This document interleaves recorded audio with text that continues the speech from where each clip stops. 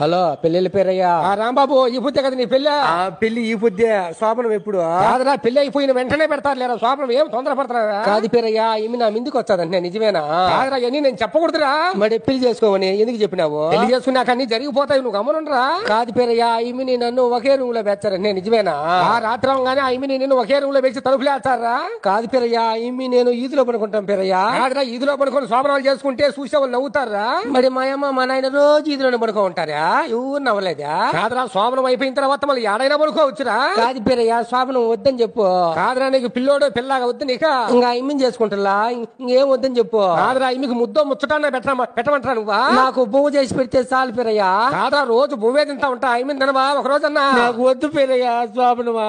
ads కాకరా మా ఎత్త చెప్పింది ఇమ్మి నేను ఒకే దుప్పట్లో పడుకోవాలంట పేరయ్యా కాదు పనుకోరా నాకు ఉబ్బ పెడతాది నేను ఈదులో పనుకుంటా కాదురా పెళ్ళైన కొత్తలో ఎవరు చోట పడుకోవాలి ఆట పనుకోకూడదు అట్టయితే మా తాత వాళ్ళ ఊరికి పోయి పడుకుంటా లేపేరయ్యా కాదరంగా ఐమికి ముద్దూరు పెట్టారా ఏమి ఐమికి వాళ్ళ చుట్టాలు ఎంత మంది లేరు తప్పురా మాట మాట్లాడకూడదు ముద్దు నువ్వే పెట్టాలరా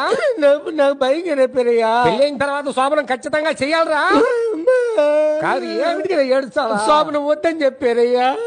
అది యాడ్స్ కాకరా పేరయ్యా మళ్ళీ పెద్దలైనాక శోభనం చేసుకుంటా పేరయ్యా నువ్వు ఖచ్చితంగా శోభనం చేయాల్సిందేరా